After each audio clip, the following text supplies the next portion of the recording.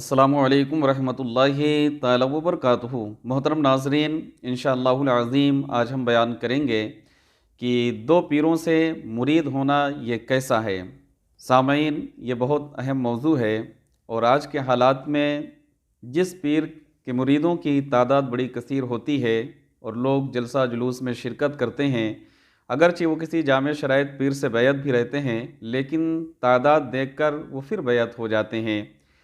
और लोग जबरन भी कराते हैं इस तरीके से, जहाँ तक मैंने सुना है और बाज़ लोगों को मैंने देखा भी है। तो इस्लाम इसके मुताल्लिक़ क्या हुक्म देता है, शरीयत का क्या हुक्म है, इंशाअल्लाहुल अज़ीम मैं इस पे रोशनी डालने की कोशिश करूँगा। देखिए, दूसरे सिलसिले में मुरीद होने से मुराद अगर पहले जामे शराइत पीर की बैत ख़त्म करके दूसरे से मुरीद होना है तो ये नाजायज़ है कि किसी शरई ज़रूरत के बगैर पीर बदलना ये जायज़ नहीं है। और ज़रूरत शरई से मुराद पहले पीर का जामे शराइत ना होना, यानी कि अगर कोई शख्स किसी पीर से मुरीद है और उसके अंदर शरीयत ने जो शराइत रखी हैं वो सारी की सारी यानी चारों शराइत पाई जा रही हैं, इसके बावजूद भी अगर वो बैत को तोड़कर दूसरे पीर से मुरीद होता है तो शरीयत ने इसको नाजायज़ कहा है। और अगर मुरीद हो गया था और उससे पहले गौर व फिक्र नहीं किया कि पीर के अंदर जो शरीयत ने कंडीशन रखी हैं वो हैं या नहीं, फिर भी बाद में उसको इल्म हुआ या पता चला कि जो चार शर्तें हैं वो उसके अंदर नहीं पाई जाती, तब शरीयत कहती है कि ये शरई ज़रूरत है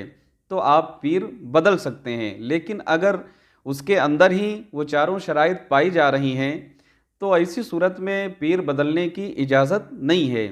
इसी तरह पहले से जिससे मुरीद है और वो जामे शराइत पीर भी हैं तो अपनी बैत को कायम रखते हुए दूसरी जगह मुरीद होने की भी इजाज़त नहीं है। यानी कि एक तो ये हुआ कि किसी जामे शराइत पीर से मुरीद है और उसकी बैत को तोड़कर फिर दूसरे पीर से मुरीद हो रहा, तो ये भी शरीयत में जायज़ नहीं। और अगर शरई ज़रूरत है यानी कि वो पीर जो है जो पहले उसके पीर हैं उसके अंदर जो शरीयत ने कंडीशन रखी है वो नहीं पाई जा रही है, तो जाहिर से बात है दूसरी जगह इजाज़त है। लेकिन अगर कोई शख्स ये चाहे कि मैं एक पीर से मुरीद हूँ जो जामे शराइत है और उस बैत को कायम रखते हुए किसी दूसरी जगह अगर मुरीद होना चाहता है, तब भी शरीयत उसकी इजाज़त नहीं देती है। शरीयत का ये हुक्म है कि इससे भी ज़रूर बचना चाहिए, क्योंकि दो जगह मुरीद होने वाला किसी तरफ से भी फैज़ नहीं पाता है। अलबत्ता एक पीर का मुरीद रहते हुए दूसरे पीर से तालिब हो सकते हैं, यानी तालिब बैत होने की इजाज़त है। और तालिब होने का मतलब ये है कि अपने जामे शराइत पीर ही का मुरीद रहे और दूसरे जामे शराइत पीर से भी फैज़ हासिल करने के लिए तालिब हो जाए। हाँ, ये ज़रूरी है कि इस पीर से यानी दूसरे वाले से जिससे तालिब बैत हुआ है, इससे जो कुछ भी हासिल हो उसे अपने पीर ही की अता जाने, बिला ज़रूरत शरई पहले पीर की बैत ख़त्म करके दूसरे पीर से बैत होने के मुताल्लिक़ हुज़ूर सैयदी सरकार आला हज़रत अज़ीमुल बरकत मुजद्दिद दीन व मिल्लत अशाह इमाम अहमद रज़ा ख़ान फ़ाज़िल बरेलवी रहमतुल्लाहि ताला अलैह फ़तावा रज़विया जिल्द नंबर 26 सफ़ा नंबर 577 में तहरीर फरमाते हैं कि तब्दील शेख बिला ज़रूरत शरइया ये जायज़ नहीं है। इसी जिल्द में सफ़ा नंबर 579 पर तहरीर फरमाते हैं कि जो शख्स किसी शेख जामे शराइत के हाथ पर बैत हो चुका हो, दूसरे के हाथ पर बैत नहीं होना चाहिए। अकाबिर तरीक़त फरमाते हैं कि जो मुरीद दो पीरों के दरमियान मुश्तरक होता है वो कामयाब नहीं होता है। एक ही पीर से मुरीद होने की ज़रूरत व अहमियत को बयान करते हुए अल्लामा अब्दुल गनी रहमतुल्लाहि ताला अलैह कश्फ़ुन नूर अन अस्हाबिल कुबूर में तहरीर फरमाते हैं कि मुरीद का मखसूस शेख से अक़ीदत व निस्बत रखना और उसके मखसूस नक्श कदम पर चलना एक ख़ास मकसद है, क्योंकि ज़ाहिरी आमाल में जिस तरह मुक़ल्लिद अगर मुस्तहिद न हो तो वो किसी मखसूस मज़हब पर चलने का मोहताज होता है। मसलन हनफी इमाम आज़म अबू हनीफ़ा रहमतुल्लाहि ताला अलैह की तक़लीद करता है और शाफ़ई इमाम शाफ़ई रहमतुल्लाहि अलैह की तक़लीद करता है, वगैरह वगैरह। इसी तरह मुअर्रफ़ इलाही हासिल करने वाला राह तरीक़त में एक मखसूस शेख का मोहताज होता है कि उस शेख से मोहब्बत और अक़ीदत के सबब उसे बरकतें मिलती हैं। अपने पीर का मुरीद रहते हुए दूसरे पीर से तालिब होने के मुताल्लिक़ हुज़ूर सैयदी सरकार आला हज़रत अज़ीमुल बरकत मुजद्दिद दीन व मिल्लत अशाह इमाम अहमद रज़ा ख़ान फ़ाज़िल बरेलवी रहमतुल्लाहि ताला अलैह फ़तावा रज़विया में तहरीर फरमाते हैं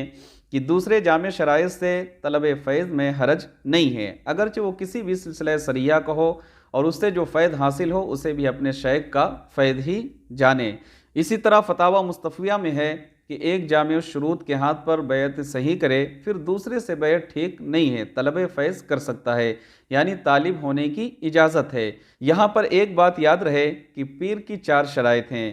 اور اگر ان میں کوئی بھی کم ہو تو بیعت کرنا ایسے پیر سے یا طالب بیعت ہونا یہ جائز نہیں ہے۔ بیعت سے پہلے ان 4 شرطوں کا لحاظ رکھنا ضروری ہے۔ پہلی شرط ہے سنی صحیح عقیدہ ہو، دوسری جو شرط ہے وہ یہ ہے کہ اتنا علم رکھتا ہو کہ اپنی ضروریات کے مسائل کتابوں سے نکال سکے، تیسری جو شرط ہے وہ یہ ہے کہ فاسق مولن نہ ہو، اور چوتھی شرط یہ ہے کہ اس کا سلسلہ نبی کریم صلی اللہ تعالیٰ علیہ وسلم سے متصل ہو۔ آج کے جو حالات ہیں یہ کسی سے پوشیدہ نہیں ہیں، کسی سے مخفی نہیں ہیں، ہر صاحب علم و صاحب نظر سے یہ بات چھپی ہوئی نہیں ہے کہ جب کوئی بھی پیر کسی جلسے یا جلوس میں آتے ہیں تو لوگ ان کے ہاتھ پہ بیعت ہو جاتے ہیں، جبکہ وہ یہ بھی نہیں معلوم کرنا چاہتے ہیں کہ اس کے اندر جو شریعت نے، اسلام نے شرائط یعنی کنڈیشن رکھی ہیں وہ پائی جاتی ہیں یا نہیں، یعنی جامع الشروط وہ پیر ہے یا نہیں، 4 شرطیں ہیں یا نہیں ہیں، لوگ اس کو بھی نہیں دیکھتے ہیں۔ بس یہ دیکھتے ہیں کہ کثیر تعداد کس پیر کی طرف ہے، لوگ اپنے مفاد کے لیے پیروں کے پاس جاتے ہیں اور بیعت ہو جاتے ہیں، پھر دوسرے پیر کے پاس گئے، ان سے بھی اپنے مفاد کے لیے اپنا کام کرائے اور بیعت ہو گئے۔ تو ہم تمام کو ان ساری چیزوں کو دیکھنا چاہیے کہ اسلام نے کیا کہا ہے۔ ہمارے بزرگوں نے فرمایا ہے کہ ایک ساتھ 2 پیروں سے کوئی بھی مرید نہیں ہو سکتا ہے، اور بیعت اگر کسی سے ہم جامع الشرائط پیر سے، یعنی جو 4 شرطیں اسلام نے رکھی ہیں وہ اگر کسی پیر کے اندر پائی جا رہی ہے تو ہمیں اس کی بیعت توڑنے کی بھی اجازت نہیں ہے۔ ہاں، طالب بیعت ہو سکتے ہیں، اور یہ بھی نہیں کہ ہم جہاں جہاں جائیں اور وہاں پیروں کو دیکھ کر پھر بیعت ہو جائیں، تو ایسا نہیں ہے۔ ہم دنیا کی آنکھوں میں تو دھول جھونک سکتے ہیں، لیکن اللہ رب العزت یہ ساری چیزوں کو دیکھ رہا ہے اور اسلام کی خلاف ہیں۔ بھئی طالب بیعت ہونے کی اجازت ہے، لیکن پھر بھی جو کچھ بھی آپ کو یہاں سے بھی ملے اس کو بھی اپنے پیر ہی کو صدقہ جانیں اور اپنے پیر کی خیرات ہی سمجھیں، لیکن لوگ نہیں سمجھتے ہیں، اور سلسلے کے نام پہ، مشرب کے نام پہ لوگ آپس میں اختلاف کرتے ہیں۔ میرے بھائی، اللہ رب العزت کو ہم سب کو جواب دینا ہے۔ کوئی بھی پیر ہو، لیکن اس سے مرید ہونے سے پہلے ہمیں یہ بھی تو جاننا چاہیے کہ اس کا عقیدہ کیا ہے، وہ کیا کرتا ہے، اس کے پاس کتنا علم ہے، اور اگر اس کا عقیدہ ہی خراب ہے تو ظاہر سی بات ہے وہ تمہارا بھی عقیدہ خراب کرے گا، اور جب وہ جاہل ہوگا، اس کے پاس ہی علم نہیں ہوگا، تو وہ آپ کو کیا علم کی باتیں بتائے گا، اور اگر وہ خود فاسق مولن ہوگا تو ظاہر سی بات وہ تمہیں کیا راہ ہدایت دکھائے گا، وہ خود ہی گناہ کر رہا ہے۔ اسی طریقے سے جب اس کا سلسلہ متصل نبی کریم صلی اللہ علیہ وسلم سے نہیں ہو رہا ہے تو پھر وہ آپ کو کہاں تک لے جائے گا؟ تو ظاہر سی بات ہے آپ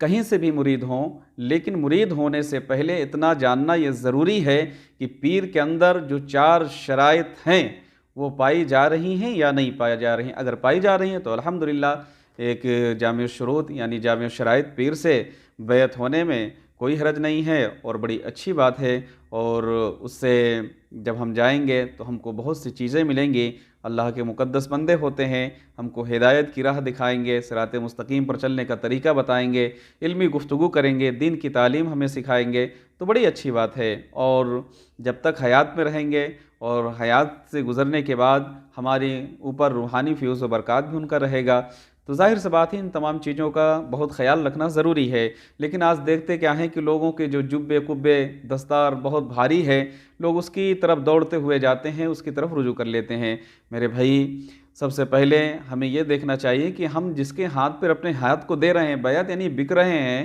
تو یہ بھی تو دیکھیں کہ اس کا عقیدہ کیا ہے، وہ سنی صحیح عقیدہ ہے یا نہیں ہے، کہیں آپ کو گمراہ تو نہیں کر رہا ہے، وہ نمازوں کی پابندی کر رہا ہے یا نہیں ہے، اور اگر وہ خود ہی نہیں نماز پڑھے گا تو آپ کو نماز کی راہ کیا دکھائے گا، آپ کو نماز پڑھنے کا حکم کیا دے گا؟ تو ظاہر سی بات ہے آپ کسی جامع الشروط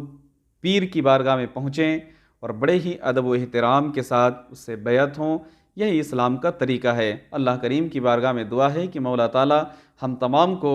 ان چیزوں پر عمل کرنے کی توفیق رفیق عطا فرمائے، اور بزرگوں کے روحانی فیوز و برکات سے ہم تمام کو مالا مال فرمائے۔ السلام علیکم ورحمۃ اللہ تعالی وبرکاتہ۔